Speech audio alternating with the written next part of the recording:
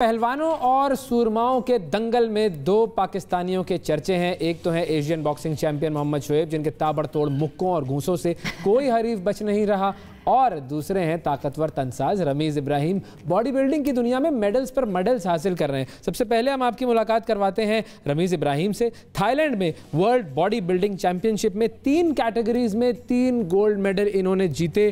तारीख रकम की फिजिक, क्लासिक फिजिक और बॉडी बिल्डिंग की कैटेगरीज में सोने के तमगे हासिल करके हरीफ तनसाजों के लिए खतरे की घंटी बजा दी है। रमीज साहब ने हमारे साथ मौजूद है। रमीज, अस्सलाम वालेकुम। जी वालेकुम सलाम। सर रमीज साहब, ये तो मुझे जब मैंने आपका फ्रेम देखा तो मुझे आपका चेहरा तो नजर ही नहीं आ रहा, सिर्फ डोले ही नजर आ रहे हैं माशाल्लाह। ये जरा ऐसे दिखा तो दीजिएगा डोले। ये जितना बड़ा आपका डोला है उतना मेरा मुंह है सर। तो ये बताएं सर, ये सारी सिचुएशन क्या हुई, कैसे आप इस फील्ड की तरफ आए और शौक कब आपका पैदा हुआ और फिर मेहनत आपने कितनी की इसको अचीव करने के लिए? इस डोले तक पहुंचने के लिए कितना वक्त लगाया आपने और कितनी एफर्ट? जी अल्हम्दुलिल्लाह मुझे इस फील्ड में 15 साल हो गए और इसके अलावा भी मेरे पास बहुत सारे टाइटल्स और चैंपियनशिप हैं। City, district, national, Karachi, Sindh, Pakistan, सारे लेवल पे मैंने ये इवेंट्स जीते हैं। और उसके बाद मैंने इंटरनेशनल कॉम्पीट करना शुरू किया। जिस 7 साल से मैं इंटरनेशनल कॉम्पिटिशन्स खेल रहा हूँ और लास्ट टाइम मैं वर्ल्ड में 4th रैंक पे था। और मेरा एक ड्रीम था कि मैं पाकिस्तान को वर्ल्ड चैंपियन बनाऊं, क्योंकि पाकिस्तान की तारीख में आज तक कोई भी बॉडी बिल्डर जो है वो किसी भी कैटेगरी में वर्ल्ड चैंपियन हो नहीं सका वर्ल्ड चैंपियनशिप के अंदर। तो अल्हम्दुलिल्लाह अल्लाह ने इज्जत दी। पहले मैंने मैन फिजिक में पार्टिसिपेट किया, वहाँ गोल्ड मेडल हुआ, और फिर क्लासिक फिजिक में किया, वहाँ गोल्ड मेडल हुआ। फिर बॉडी बिल्डिंग 85 किलोग्राम कैटेगरी में पार्टिसिपेट किया, वहाँ गोल्ड मेडल लिया। और फिर बॉडी बिल्डिंग की टाइटल फाइट हुई प्रो कार्ड के लिए, मिस्टर वर्ल्ड के लिए। तो वो टाइटल फाइट होती है, तमाम वेट के जो विनर होते हैं उन सबके बीच में होती है, 55 केजी से लेके 100 केजी तक।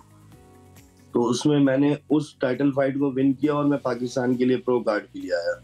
तो 3 गोल्ड मेडल के साथ मैंने प्रो कार्ड भी जीता है, ओवरऑल मिस्टर का टाइटल भी। यानी मिस्टर वर्ल्ड कह सकते हैं ना आपको?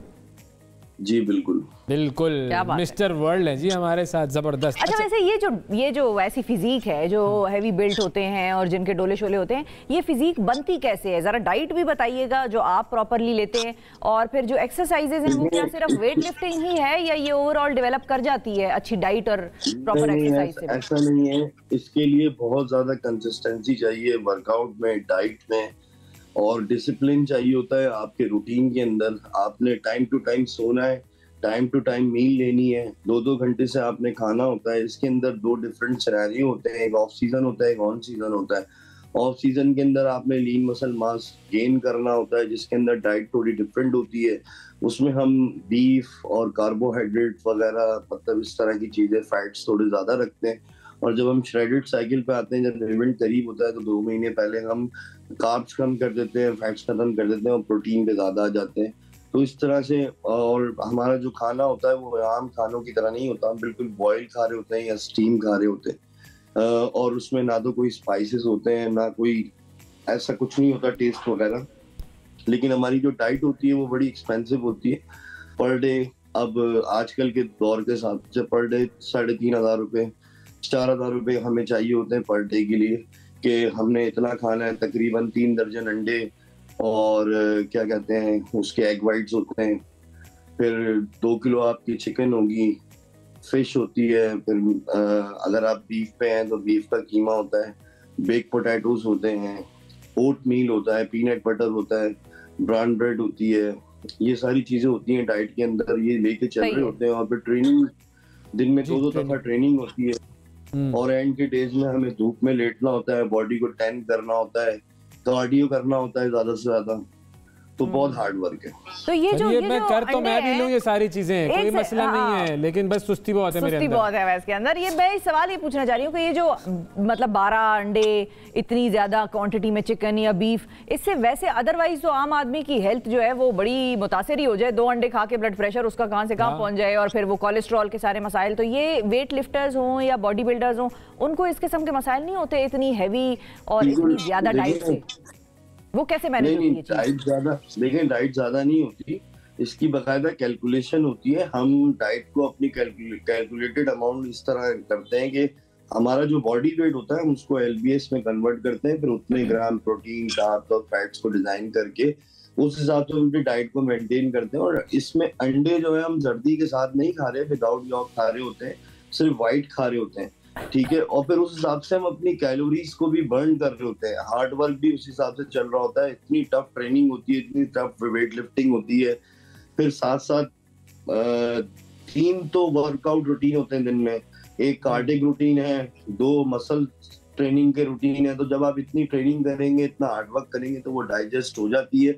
और दूसरी चीज ये कि हमारी डाइट में ना तो ऑयल होते हैं ना स्पाइसेस होते हैं। जब ऑयल और स्पाइसेस नहीं होते तो वो इजीली डाइजेस्ट हो जाती है। आप इस तरह की जब डाइट खाते हैं तो आपका पेट नहीं भरता है। और हम पोर्शंस मील लेते हैं, हम अपनी मील को 2-2, 3-3 घंटे में डिवाइड करके रखते हैं। अच्छा, सही, बस ठीक है। ये कुछ टिप्स तो इसका मतलब है आप दे सकेंगे ना हमारे मुझ जैसे लोगों के लिए, जो इंतहाई सुस्त लोग हैं, जो अपनी बॉडी को थोड़ा सा फिट करना चाहते हैं, मगर जो आप हैं उस लेवल पर तो खैर अलग ही एक मामला है, लेकिन सुस्ती बड़ी है। क्या टिप्स देंगे थोड़ा सा हमारे फूड और फिजिक के हवाले से?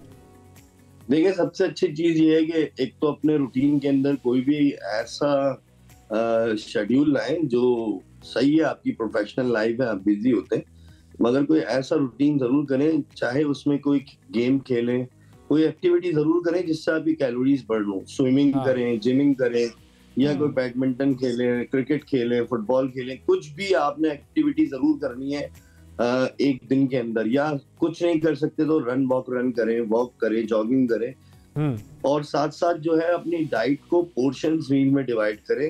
रात के टाइम खाना कम खाएं और मॉर्निंग में नाश्ता अच्छा करें, हेल्दी नाश्ता करें, जैसे कि वो नाश्ता अच्छे गुड कार्ब्स, कॉम्प्लेक्स कार्ब्स हो उसके अंदर, और गुड प्रोटीन्स हो। मतलब जैसे कि आपने एग वाइट्स ले लिए 2-3 और उसके साथ ब्लैक कॉफी ले ली, फिर ब्रेकफास्ट में ओट मील ले लिया, कुछ ड्राई फ्रूट्स ले लिए, साथ में पीनट बटर ले लिया। तो ये आपका ब्रेकफास्ट होना चाहिए कि हेल्दी ब्रेकफास्ट है। अब ये सब नहीं खा सकते तो आप सीरियल्स खा लें, ठीक है। उसके बाद फिर आप इवनिंग के अंदर आप जैसे अब आप लंच का रूटीन है, लंच के अंदर कोशिश करें डीप फ्राई चीजें ना खाएं, तली हुई चीजें ज्यादा ना खाएं। आप जो है वो कोशिश करें कि स्टीम, ग्रिल्ड और बारबेक्यू चीजें जो होती हैं वो खा लें उन पे।